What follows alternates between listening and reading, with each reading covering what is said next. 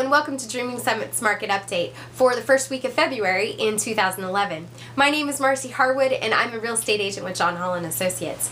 There are currently 54 active MLS listings in Dreaming Summit and 244 active MLS listings in zip code 85340, making Dreaming Summit 20% of active listings. Here's a chart that shows the breakdown of how many short sales, lender owns, and a category called Other, which is comprised of what used to be a traditional transaction between the seller and a buyer.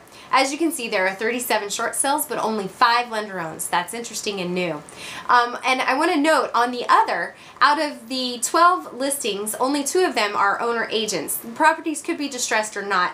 I don't know, it wasn't listed that way. However, of the other 10, majority of these are investors stepping back in with current tenants in active leases. So this may not be a good option for owner-occupant buyers. There are 14 pending MLS listings. Pending means that the houses have gone into contract and they have moved from active status in MLS to a pending status.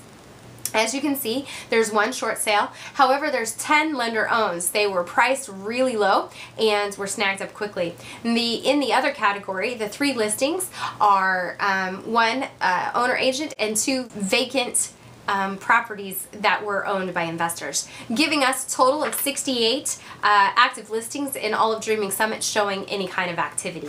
Another indicator of the lack of REO activity in Dreaming Summit is that Dreaming Summit had a 23% sales per month share in December of 2010, and it dropped to only 10% of sales per month share in January 2011. In the 8,000 homes in 85340, there are currently 303 active notices of trustee sales, and 124 of those are in Dreaming Summit. That is a disturbing 41% representation of Dreaming Summit. If I were to make a guess as to why we have seen a large decrease in the bank-owned listings, this has something to do with it. I do know the banks are being careful of how they enter the market because they can have a big effect negatively on the house pricing. But up until January, the amount of short sales and bank-owned active listings were almost equal. I do want to make a note that a whopping 70% of all houses being sold currently across the valley are short sales or bank-owned. Already, Dreaming Summit is leading the market in the number of houses in 85340 priced under $100,000, with a whopping 37% market share, followed closely by nearby subdivision Wigwam Creek at 34%.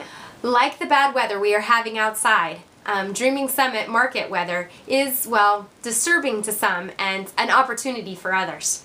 Dreaming Summit is in a distressed pocket of the market.